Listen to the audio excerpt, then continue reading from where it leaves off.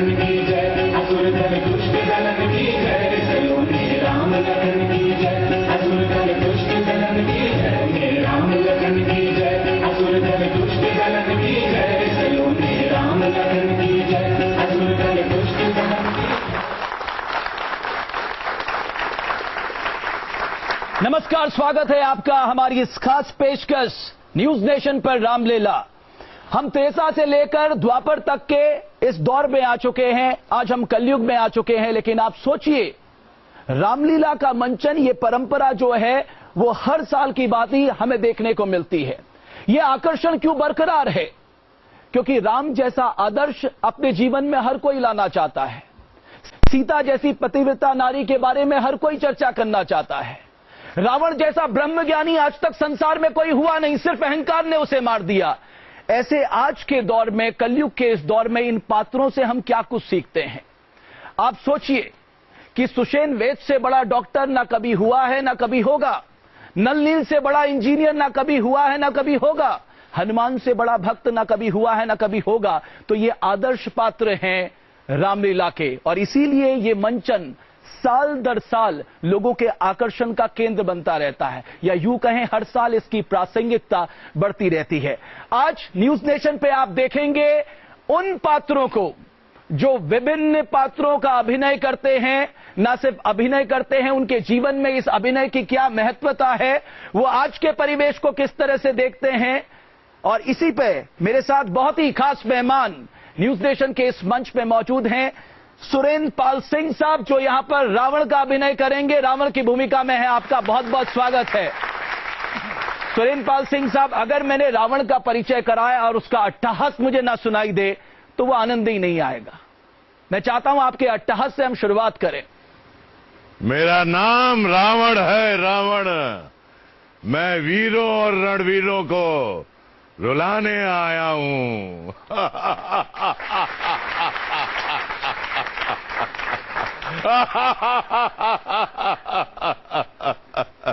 पंकज सारस्वत राम के अभिनय के पात्र के तौर पे हमारे साथ मौजूद हैं।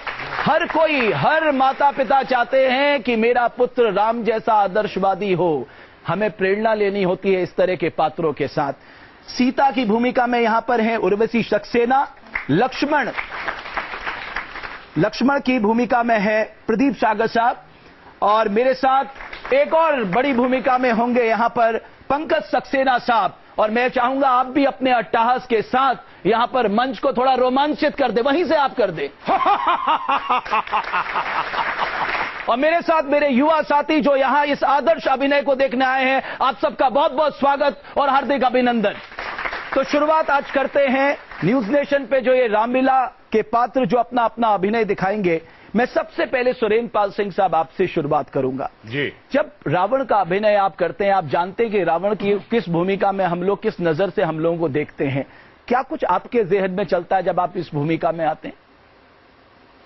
मेरा ऐसा मानना है कि रावण जो था बहुत ही ज्यादा प्रखंड पंडित था, बहुत ज्ञानी था, संगीत का बहुत बड़ा ज्ञाता था, संगीत का उसको बहुत ज्ञान था, और अपनी मर्यादा के अंदर रहता था। उसने अपनी मर्यादा को कभी भी नहीं तोड़ा। यदि रावण के अंदर अहंकार था तो उसके अंदर पश्चाताप भी था। यदि उसके अंदर वासना थी तो उसके अंदर संयम भी था। यदि उसने सीता का हरण किया था तो उसने बिना सीता की अनुमति के सीता को हाथ भी नहीं लगाया था। तो आज की इस दुनिया में, आज के इस वातावरण में अगर कोई रावण भी बन जाए तो बहुत बड़ी बात है। क्या बात है, आपने बहुत ही सुंदर बात कही कि आज के इस दौर में, लेकिन आज तो रावण का चरित्र ही बदल गया। और एक चीज और बताना चाहूंगा आपको, एक चीज और बताना चाहूंगा। सीता जीवित थी, वो राम की ताकत थी, लेकिन सीता पवित्र थी, वो रावण की मर्यादा थी। क्या बात है, बहुत ही सुंदर। तो इस पात्र को करने के लिए हाँ, वो शक्ति चाहिए आपको, आपके अंदर वो ऐसा हुनर चाहिए। देखने में भले ही साधारण लगता है, लेकिन रावण साधारण नहीं था। और इसीलिए तो रावण के बारे में कहा जाता है, सकल सुर असुर जीते, बजाता इंद्र बाजा है, बस दुनिया में शिरोमणि ये लंका का राजा है। इतनी सुंदर लाइन है उसके लिए कही गई है। राम के अभिनय के तौर पे पंकज सारस्वत साहब, आप जैसा हर कोई बनना चाहता है, जिस अभिनय को आप करते ना, हर माता पिता चाहते मेरा पुत्र भी राम जैसा आदर्श हो। अब जब आप रियल लाइफ में अपने आप को देखते हैं, कितना अंतर आपको लगता है? काफी अंतर लगता है। श्री राम का पात्र करते वक्त मैं यही अपने अंदर यही चीज लेकर के आता हूं कि मैं उनके थोड़े से गुण अपने अंदर ले आऊं, क्योंकि आजकल जैसे कि बच्चे लोग होते हैं, माता पिता की आज्ञा का कोई पालन नहीं करता, कोई भी बात मानता नहीं है। लेकिन उस वक्त 14 वर्ष का वनवास उन्होंने जरा सी बात पर एकदम सहज स्वीकार कर लिया। जी बिल्कुल, मैं वही बताना चाहता हूं कि उस वक्त उनके अंदर इतना आदर्श, इतना पुरुषोत्तम श्री राम, तो बस वही सभी से यही मेरी प्रार्थना है कि सब लोग अपने माता पिता को उसी तरह से थोड़ा सा अपने अंदर लेकर के आए। वही बात जैसे श्री राम ने उनकी आज्ञा मानी, माता केकई जबकि वो उनकी सगी माता नहीं थी, तब भी उन्होंने उस तरीके से ही उनको लिया, सम्मान दिया। वही क्योंकि वो जानते थे ना, रघुकुल रीत सदा चली आई, प्राण जाए पर वचन न जाए, पिता का वचन रखने के लिए उन्होंने स्वयं स्वीकार कर लिया। उर्वशी, आपको कैसा लगता है जब आप सीता की भूमिका में होती हैं? किस तरह आप महसूस करती हैं जब आप अपने परिवार वालों से बात करती हैं? बहुत अलग महसूस होता है, अच्छा महसूस होता है सीता के रोल में। सीता जी जो थी एक पतिव्रता धर्म नारी थी, तो जब अपने रोल में डूब जाते हैं तो एकदम ऐसा लगता है, बहुत अच्छा सा महसूस होता है काफी। जी, आपको लगता है कि उस भूमिका में आज हम कम लोगों को देख पाते हैं? नहीं, आज के टाइम में उस भूमिका में नहीं है कोई, क्योंकि त्याग शब्द अब लगता है हमारी डिक्शनरी से गायब हो गया। जी जी, लक्ष्मण तो शेषनाग के अवतार थे, उन्हें बात बात में गुस्सा आ जाता था। आपको क्यों लगता है कि आपको लगता है जैसे जीवन में आप मंचन करते हैं उसी तरह का उग्र स्वभाव भी रहता है? सर ऐसा होता है, जब हम रामलीला का ये 9 दिन के नवरात्रे आते हैं तो मतलब ऐसा महसूस होने लगता है कि प्रभु के दिन आ गए और उनकी सेवा करनी है। और जब हम रामलीला में आते हैं तो उसी दिन से मतलब एक फीलिंग चेंज हो जाती है, एक नॉर्मल फीलिंग अलग होती है, और जब हम स्वरूप में आ जाते हैं वो फीलिंग अलग हो जाती है। बस यही रहता है कि प्रभु की सेवा करनी है और माता की सेवा करनी है। क्या बात है, बहुत ही सुंदर आपने बात कही। पंकज सक्सेना साहब, आप सोचिए, राम और रावण शुरू तो रॉ से ही होता है, फिर इतना अलग आपको क्यों लगता है? ये चरित्र इतने अलग अलग क्यों बनाए गए? कभी सोचा आपने? रावण के उद्धार के लिए राम जी ने जन्म लिया जी, और रावण को पता थी कि राम ने जन्म लिया, मेरा उद्धार इन्हीं से होगा। हर जगह रावण को पता थी। शूर्पणखा की नाक काटने से लेके और आखिरी युद्ध तक उनको ये पता थी कि मेरा उद्धार प्रभु राम के हाथ होगा। इसलिए उन्होंने बैर करा, सीता जी को हर के लाए, अपना उद्धार अपने ऊपर लगा हुआ शाप को मिटाने के लिए। सुरेंद्र पाल सिंह साहब, मैं चाहूंगा आप मंच पे आए।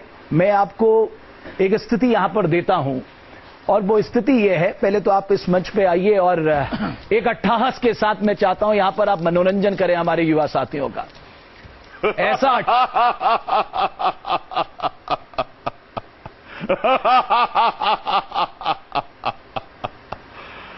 मैं साधारण नहीं, रावण हूं, रावण।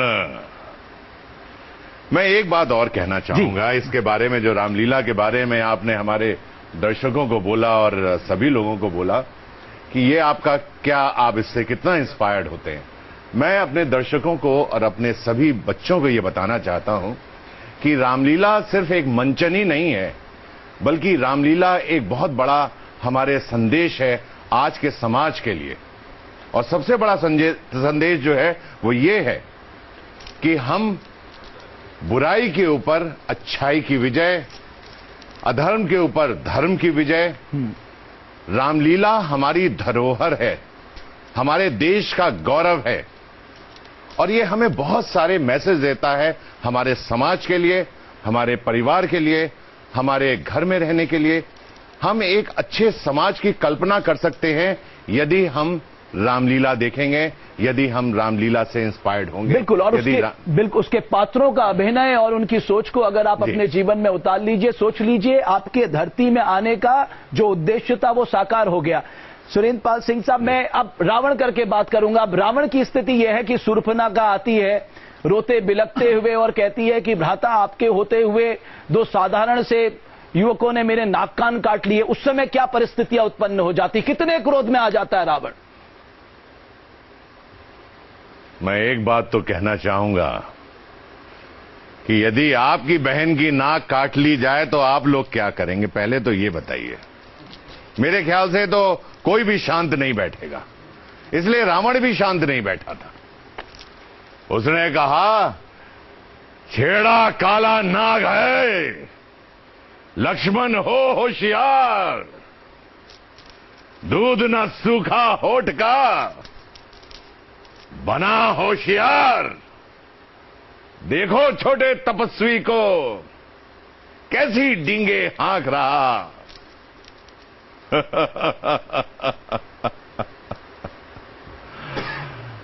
मैं इस लक्ष्मण को नहीं छोड़ूंगा, मैं इस लक्ष्मण को नहीं छोड़ूंगा।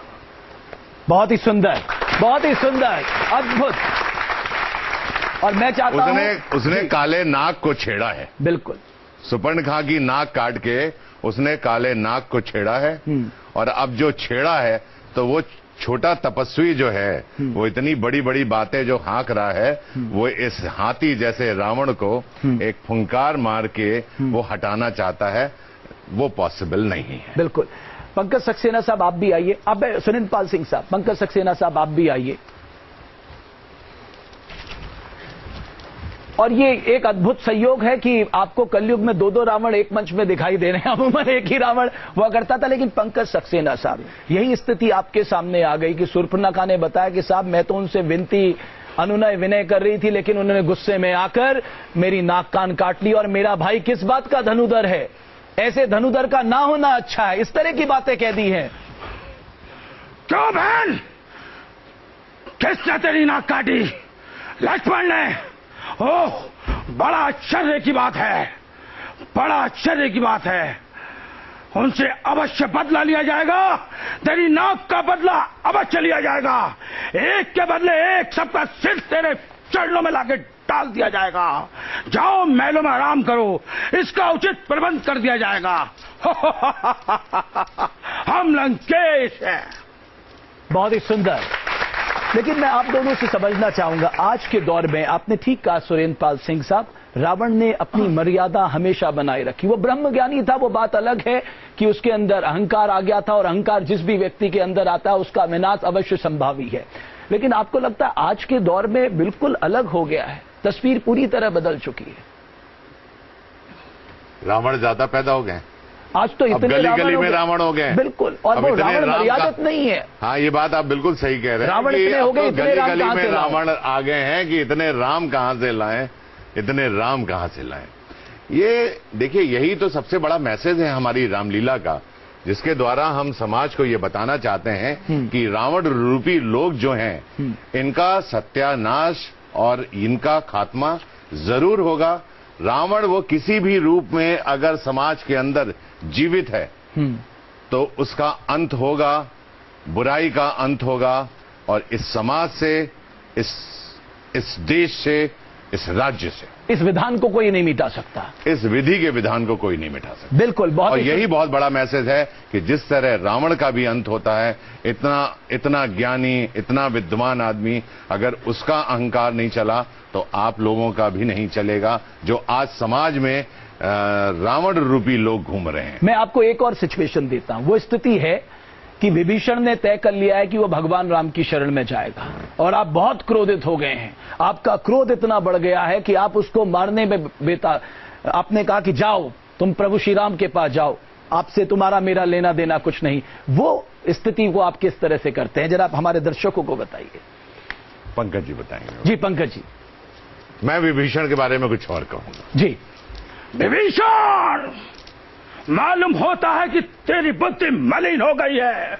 जो हमारा भाई होकर शत्रु बख्शी बात करता है, तू है तेरी कीर्ति पर, तू है तेरे नाम पर। चल निकल जा, दूर हो, भाती नहीं सूरत मेरी। क्या बात है, क्या बात है जी। आप विभीषण के बारे में कुछ और कहना चाह रहे थे?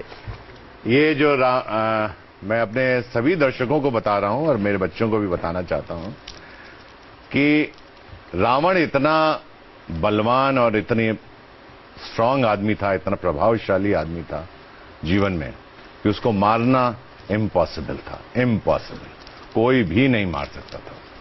लेकिन जो भाई था, भाई ने ही गद्दारी की, भाई जाके मिल गया वहां पर। तो कहते हैं घर का भेदी लंका ढावे। चलिए, इसलिए अपने घर में किसी भी विभूषण को पनपने ना दें आप लोग। अच्छा, इसीलिए लोग अपने बच्चों का नाम कोई विभीषण, मंथरा, शूर्पणखा कभी नहीं रखता। आप लोगों ने देखा होगा, सब लोग राम, लक्ष्मण, सीता यही सब रखना चाहते हैं। जी, आप लोग तस्वीर पकड़िए, फिर मैं आपको बुलाऊंगा और इसके बाद जो मंच पे हम तमाम अभिनय आपको करा रहे हैं और साथ ही साथ हम इसे जोड़ने की कोशिश कर रहे हैं आज के माहौल से। आज के युवा साथी इस आदर्श से क्या कुछ सीख सकते हैं? हमारे लिए ये रामलीला का मंचन इतना प्रेरणा स्रोत क्यों है? क्यों न्यूज नेशन पर रामलीला और मेरे साथ कई यहां पर पात्र मौजूद हैं जो अपने अपने अभिनय के साथ यहां पर हमें मंच पे करके दिखा रहे हैं। ना सिर्फ वो अभिनय करके बता रहे हैं, बल्कि वो जीवन का पाठ, जीवन में उनसे क्या प्रेरणा मिलती है उसके बारे भी इसके बारे में हमें बता रहे हैं। मैं आप तीनों से अनुरोध करूंगा कि आप तीनों मंच पे यहां पर आए, क्योंकि मैं अगर एक पात्र को बुलाऊंगा तो ये अधूरा हो जाएगा। राम, लक्ष्मण, सीता।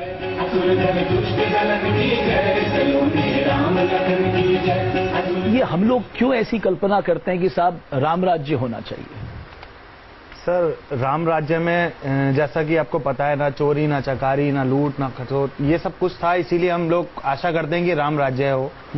सिर्फ इसीलिए अपने, और दूसरी बात ये कि आजकल जो अपना कल्चर है उसको थोड़ा सा वापस लाया जाए। जो ये सब आजकल चोरी चकारी, लूट खसोट ये सब हो रही है, तो उस राज्य में वो सब कुछ नहीं था। लोगों के घर खुले रहते थे, लोगों के द्वार खुले रहते थे, कोई कहीं भी जाता था, कहीं भी आता था। लेकिन आजकल ऐसा कुछ भी नहीं है। आजकल लोगों को हर जगह सिक्योरिटी, सीसीटीवी, ये सब कुछ आधुनिक चीजों से लैस होना पड़ रहा है। और ये बस इसीलिए थोड़ा सा उर्वशी, मैं आपको सिचुएशन दे रहा हूं। जब राम कहते हैं कि जो जंगल में अगर हम वनवास के लिए जा रहे हैं वहां बहुत मुश्किलें झेलनी पड़ेगी, इतना आसान नहीं है, अब तक तुम राजमहल में रही हो, आप जिद करती हो, प्रभु राम से, वो जिद करके दिखाओ जरा। आप भी इसमें बराबर एक्ट करिए। जी हाँ स्वामी जी, मैं भी सीते, तुम किस तरह कंदमूल फल खा पाओगी, किस तरह पृथ्वी पर शयन करोगी, किस तरह जंगली राक्षसों का सामना करोगी, उनकी गर्जना सुनकर डर तो ना जाओगी? परंतु स्वामी, मैं आपके वियोग में जीवित ना रह सकूंगी। कहाँ कंकड़, कहाँ पत्थर, जहाँ पे आपके चरणों के दर्शन का मिले अवसर। शिकार बिन दर्शन नहीं, महलों में रहना है, आपकी चरण सेवा ही मेरा बिस्तर बिछोना है। नहीं सीते, ये सब कुछ तुम्हारे लिए बहुत मुश्किल होगा।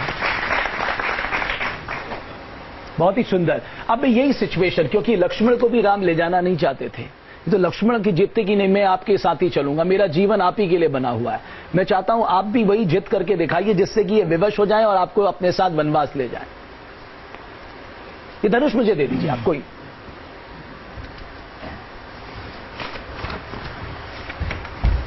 भैया ये सेवक भी आपके साथ जाना चाहता है, इन्हें आप ये किसके हवाले छोड़ जाएंगे? नहीं लक्ष्मण, तुम्हारा घर पर रहना परम आवश्यक है। हमारे पीछे इस अयोध्या का क्या होगा? पिताजी और बूढ़ी माँ वृद्ध हो गए हैं, अब इनका किस प्रकार गुजारा होगा? भैया, आपके बिना मेरा जीवन अधूरा है। यदि आप भी नहीं होंगे तो ये लक्ष्मण किसके सहारे रहेगा? बताइए भैया, बताइए भैया। नहीं लक्ष्मण, तुम्हें यहाँ पर रहना परम आवश्यक है। नहीं भैया, आपके बिना मैं अयोध्या में नहीं रहूंगा।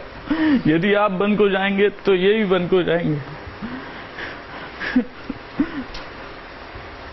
तो ये रामलीला के मंचन में ये वास्तविक था। मैं आपको बताऊं, ये वास्तविक था, क्योंकि भगवान राम चाहते थे कि मुझे ये आदेश हुआ है कि मैं वनवास जाऊं, लेकिन सीता लक्ष्मण जिद करते, इसलिए उनके साथ वनवास जाते हैं। राम और रावण के बीच का जो द्वंद्व है, और ये द्वंद्व जो है ये सच्चाई, बुराई पर सच्चाई की विजय का प्रतीक माना जाता है। भगवान राम सच्चाई का प्रतीक है, और ये सच्चाई जो है हम आज के परिवेश में भी लाना चाहते हैं। हम कुछ पलों के लिए रुक रहे हैं, लेकिन आप देखेंगे राम और रावण को आमने सामने सिर्फ न्यूज नेशन की रामलीला में हम जल्द हाजिर हो रहे हैं। देख रहे हैं न्यूज नेशन पे रामलीला। कुछ और किरदार हमारे साथ जुड़ चुके हैं, मैं उनका तारुफ करा दूं और जैसे जैसे मैं तारुफ कराऊंगा वो मंच पे आएंगे। रोहित सोकारिया साहब, आप रावण की भूमिका पे यहां पर रहेंगे, आपका बहुत बहुत स्वागत है और मैं चाहूंगा आप उसी गर्जना के साथ यहां पर आए।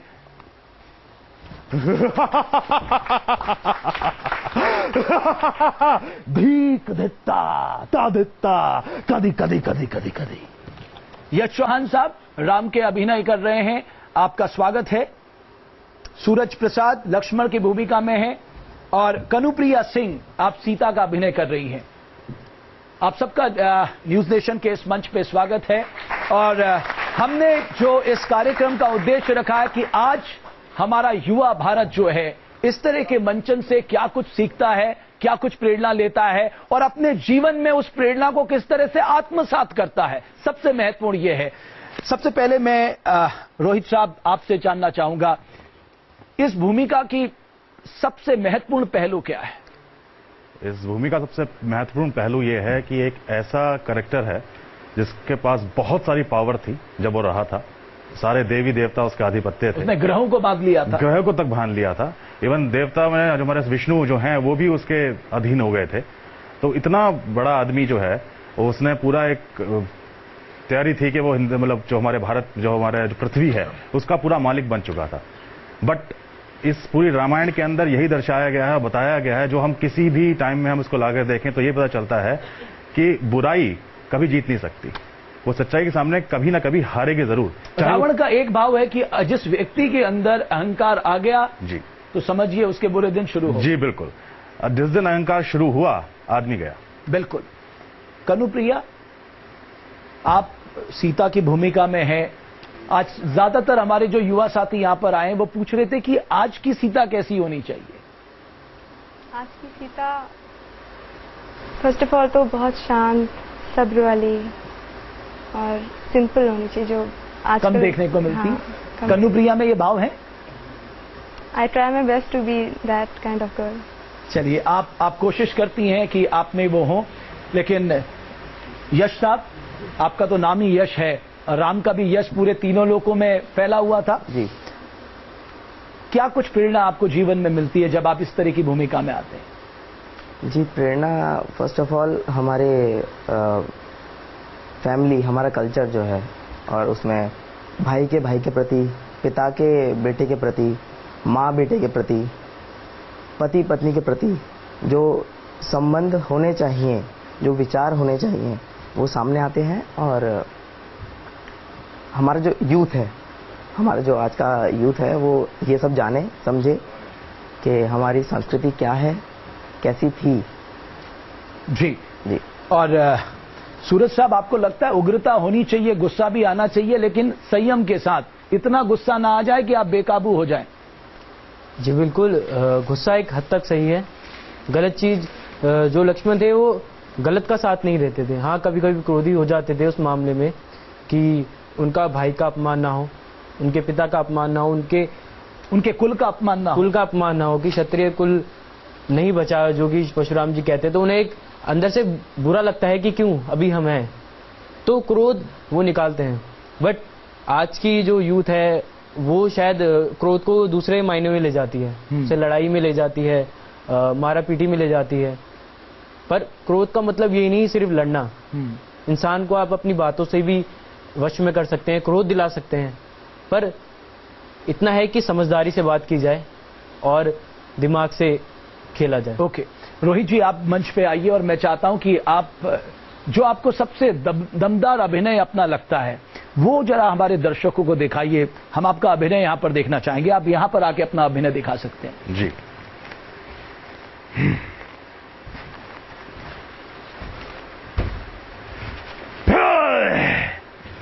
मैं रावण, लंकापति नरेश, रावण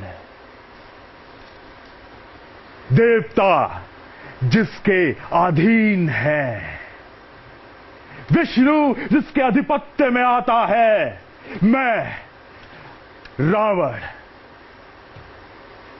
इंद्र वो अब इंद्र नहीं, वो मेरे आज्ञा का आज्ञाकार है। काल अब काल नहीं, वो मेरे पैरों का एक गुबार है। मैं रावण धीक दित्ता तादित्ता तादित्ता कदी कदी कदी कदी धीक दित्ता तादित्ता तादित्ता कदी कदी कदी कदी। जी सक्सेना साहब आप भी आइए। रुकिए रुकिए रोहित जी, सक्सेना साहब आप भी आइए। आज हमारे ये न्यूज नेशन में ये संयम हो रहा है, ये सहयोग बन रहा है कि हमारे पास 3 रावण हैं, और ऐसे रावण जो अपने अभिनय से हर किसी को यहाँ चौंका रहे हैं। और सुरेंद्र पाल सिंह साहब अगर आप यहाँ पर नहीं आएंगे मंच अधूरा लगेगा हमें। अब ये तीनों का अट्टहास जब गूंजेगा ना तो आप समझिए कि संदेश क्या जाएगा पूरे विश्व में। और एक बार करा ले नहीं, तीनों का एक साथ अगर अट्टहास हमें सुनने को मिले। मुकेश जी पहले तो ये बता दीजिए कि अभी कितने रावण आने बाकी हैं? नहीं मैं समझता हूं, देखिए हम लोग फिर भी ये मानते हैं कि रावण का जो, अगर रावण नहीं होता तो राम की परिकल्पना पूरी हो पाती है। मुकेश जी मुझे पता नहीं, यहाँ पर आके ऐसा लग रहा है कि दिल्ली में रावण ज्यादा हैं, राम कम हैं। जी राम तो सिर्फ 2 ही दिख रहे हैं, लेकिन रावणों की संख्या बढ़ गई है। मैं समझ रहा हूँ यहाँ पर हर एक युवा एक राम की भूमिका में और हर एक जो बच्ची है एक सीता की भूमिका में है। तो हमारे पास राम भी है, सीता भी, आप देखिए इस मंच में तमाम लोग हैं। लेकिन वो अट्टहास, आप सावधान हो जाइए क्योंकि एक साथ 3 रावणों का अट्टहास न्यूज नेशन के मंच पे आपको सुनाई देने को मिलेगा। और मैं जैसे ही शुरुआत कर रहा हूं, आप इस अट्टहास के लिए, आप ये ध्वनि के लिए, आप जो उद्घोष होता है अट्टहास का, वो आप सुनिए।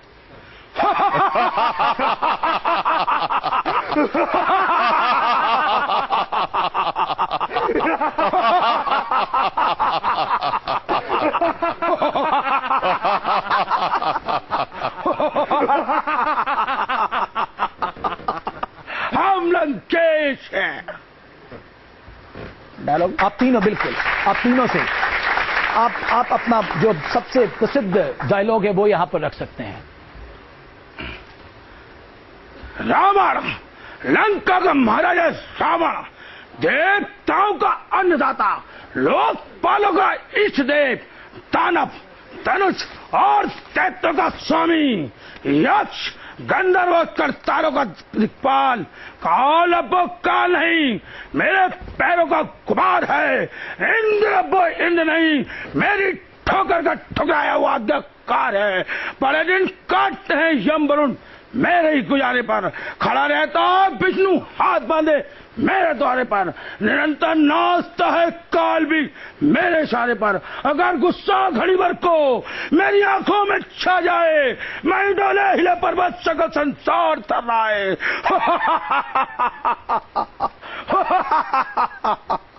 बहुत ही सुंदर। सुरेंद्र पाल सिंह साहब रुकिए रुकिए रुकिए, सक्सेना साहब आइए, इस तरफ आइए। ये जो आपने बिल्कुल ठीक कहा, हमारे समाज में रावण ज्यादा हो चुके हैं, हमें राम की जरूरत है। हमारे राम कैसे आएंगे पाल साहब? राम आएंगे। महाभारत में कहा है, यदा यदा ही धर्मस्य ग्लानि भवति भाव अद्भुत धाम अधर्मस्य तदात्मानं सदानम। कहा है जब जब धर्म की हानि होगी तब तक भगवान कृष्ण ने कहा था कि मैं धरती पर अवतार लूंगा। तो यदि उन्होंने कहा था इस बात के लिए, तो इस धरती पर राम भी आएंगे और इस धरती पे जितने भी रावण रूपी लोग हैं उनका नाश होगा, भ्रष्टाचार खत्म होगा, समाज में एक लोग अच्छी, जिसे कहते हैं राहत की सांस लेंगे। मैं आपसे जानना चाहता हूं, आप तीनों से, आपको लगता है कि आज ये मंचन ज्यादा प्रासंगिक हो गया है, खासकर हमारे युवाओं को प्रेरणा देने के लिए, उनकी सोच बदलने के लिए, उन्हें जीवन का मर्म समझाने के लिए कि हमारे जो ये महापुराण है, शास्त्र है, ये क्या कुछ कहते हैं या क्या कुछ संदेश देते हैं? मैं आप तीनों से जानना। जी मैं यही, देखिए रावण जो रामलीला है वो केवल एक मंचन ही नहीं है, वो सिर्फ एक दृश्य नहीं है, वो बहुत कुछ आपको नसीहत देता है, बहुत कुछ समाज के लिए सीख देता है, मेरा ऐसा मानना जी। पंकज जी साहब बिल्कुल ठीक कहते हैं। रामलीला जो है वो नसीहत देता है, सीख देती है, क्योंकि उसमें शुरू से लेके अंत तक, राम जन्म से लेके रावण के मरण तक सीख ही सीख है। जैसे कैकेयी का वनवास मांगना, उसमें सौतेली माँ का भाव दिखाया, पूरा घर बिखर गया सौतेली माँ की वजह से। अगर वनवास नहीं मांगती तो मैं ये कह सकता हूं कि रामलीला के मंचन में दो किरदार बहुत अहम भूमिका में होते, एक शूर्पणखा और एक मंथरा। मंथरा केकई को नहीं सिखाती राम वनवास नहीं आते, शूर्पणखा रावण को नहीं अगर भड़काती तो राम रावण युद्ध नहीं होता, सीता जी को लेकर। और हम आपको अपने दर्शकों को बता दें यहाँ राम रावण युद्ध भी होने जा रहा है। इतनी आसानी से ना राम यहाँ से जाएंगे ना रावण, रावण का अंत होगा ही आज। रावण एक चीज और बताना चाहूंगा, अगर रावण नहीं होता तो रामलीला भी नहीं होती। बिल्कुल, उसका अपना एक मंच है। हमने कुछ स्थितियां यहाँ पर रखी जिसमें जो हमारे पहले के साथी थे उन्होंने यहाँ पर अपने आप को, अपने अभिनय को प्रस्तुत किया। एक स्थिति जब यहाँ पर आती है कि जब राम जनकपुरी में जाते हैं तो वो लक्ष्मण और राम ऐसे ही घूम रहे होते हैं और सीता, अगर आपको याद होगा, वो गौरी के दर्शन के लिए जा रही होती है। तो उस समय आप लोगों का क्या कुछ डायलॉग है, अगर आप मुझे यहाँ पर बता सके। मैं जानता हूँ ये थोड़ा मुश्किल मैंने स्थिति आपको दी है, लेकिन क्या आपकी नजर में कोई इस तरह की डायलॉग आपके पास है? लक्ष्मण, लगता है देवी पूजन के लिए कुछ स्त्रियां आ रही हैं, चलो एक और हो जाएं और पहले उन्हें निकल जाने दें। चलिए भ्राता जी। अब आपको वनवास जाना, मैंने जो सिचुएशन उन्हें दी थी कि अब राम आपको ले जाने के लिए तैयार नहीं है। वो जानते हैं कि वहां बहुत मुश्किल हालात होने वाले हैं, जमीन पे सोना होगा। वो कहते हैं प्यारी दुख वन में उठाना होगा, लेकिन आप कहती हैं नाथ मोहे संग में ले जाना होगा। तो आप करके दिखाइए ना। सीता, मैं वन जाता हूँ, तुम यहाँ सुख पूर्वक रहो और परिवार का ध्यान रखो। और मैं स्वामी, मैं आपके बिना अपना जीवन सोच भी नहीं सकती। प्लीज कृपया मुझे भी अपने संग ले जाइए, वरना मेरे जीवन का कोई अर्थ नहीं।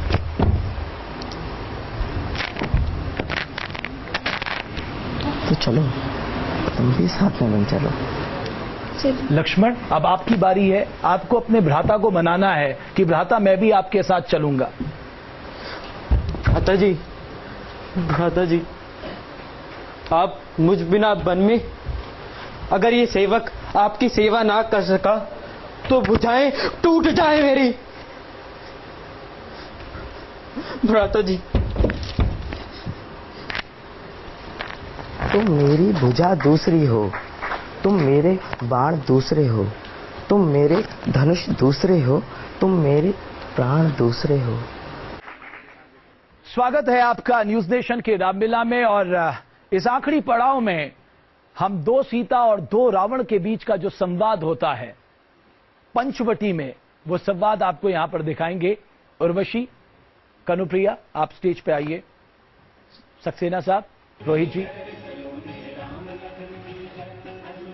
आप दोनों को एक एक करके, मान लीजिए ये पंचवटी में है, अपनी कुटिया के भीतर हैं, आप साधु वेश में आए हैं और आप इनसे भिक्षा मांग रहे हैं, तो आप उसमें आएंगे कि भिक्षाम देहि भिक्षा, उसके उसमें आना है आपको, साधु वेश में आना है आपको। तो फिर तो ये टायर उतारने पड़ेंगे। नहीं, कोई बात नहीं, ठीक है, ऐसे कर लेते हैं। हाँ बिल्कुल। एक हाँ हाँ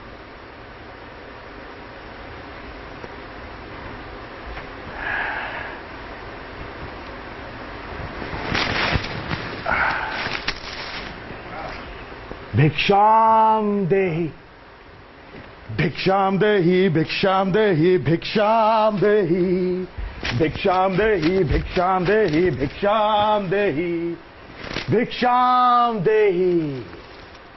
महात्मा, आप कौन हैं और कहां से आए हैं? मैं एक ब्राह्मण, भिक्षा देके मेरी कुशुधा को शांत कीजिए। आखिर आपका नाम और रहने का शुभ स्थान? मैं यहीं इसी वाटिका के पास जंगलों में वास करता हूं। भिक्षाम दे। कुछ फल ग्रहण कीजिए। आगे आके दीजिए माते। योगीराज, मैं इस रेखा का उल्लंघन नहीं कर सकती। ये ब्राह्मण का अपमान है। आपके द्वार पर ब्राह्मण भिक्षा भी मांग रहा है, कृपया भिक्षा उसके हाथों में दीजिए। नहीं नहीं महात्मा, ऐसी बात नहीं है। ये मेरे देवर लक्ष्मण की आन है। तो ठीक है, आपके द्वार से ये भिक्षु शुदा के साथ ही चला जाएगा। ठहरिए महात्मा, ठहरिए। भिक्षा। अगर मैं इस रेखा का उल्लंघन करती हूँ तो लक्ष्मण का अपमान होगा, और यदि अगर मैं इस रेखा से बाहर जाती हूँ तो जो भी हो, स्वामी का, महात्मा का अपमान नहीं होना चाहिए। ये लीजिए महात्मा।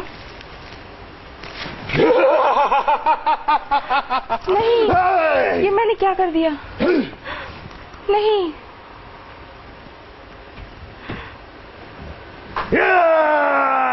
नहीं, बचाओ, हे राम। अब आपकी बारी। आप साधु वेश में आ रहे हैं। अच्छा, मैं पंचवटी से बदलकर, पंचवटी हमने दिखा दिया, मैं इसको अशोक वाटिका में रखा। हरण ले लीजिए ना। अच्छा, आप हरण करिए जी। अब जैसे साधु वेश से आगे चल गया ना जी।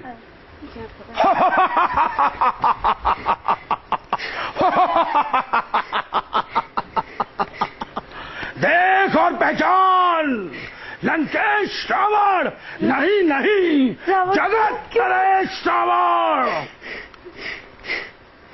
रावण यहाँ तो क्यों आया है? अपने बदले की अगली बुझाने के लिए, अर्थात तुझे हर के ले जाने के लिए। बुलाओ राम का चिंतन करो, स्वीकार रावण का। खड़ा है रथ तुम्हारे पास से तैयार रावण का।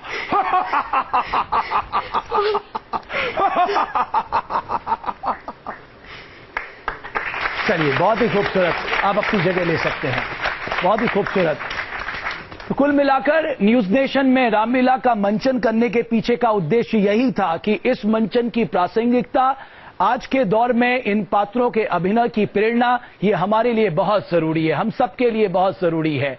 मसलन अगर मैं आपको बताऊं कि पुत्र राम जैसा होना चाहिए, भक्ति अगर किसी के अंदर वो शबरी जैसी होनी चाहिए, और अगर किसी को दो मित्र बनाना है तो सुग्रीव जैसा मित्र होना चाहिए। ऐसे तमाम पात्र हैं। मां हो तो कौशल्या की तरह हो, गुरु हो तो विश्वामित्र की तरह हो। तो ये पूरी रामलीला का जो मंचन है, इसका एक एक पात्र आपको प्रेरणा देता है। हम चाहेंगे आप सब उस प्रेरणा को आत्मसात करिए। न्यूज नेशन की इस रामलीला मंचन को न सिर्फ आप देखिए, बल्कि इससे जो संदेश निकल कर आ रहा है उसे आप ग्रहण करिए। आप सभी पात्रों का बहुत बहुत अभिनंदन। आपने यहां पर अपना समय दिया, बहुत बहुत शुक्रिया। आप युवा साथियों का भी बहुत बहुत शुक्रिया। आप यहां पर बैठे, आपने इस मंचन को देखा। हमारी न्यूज नेशन की इस रामलीला में बस इतना ही। बहुत बहुत शुक्रिया आप सभी का।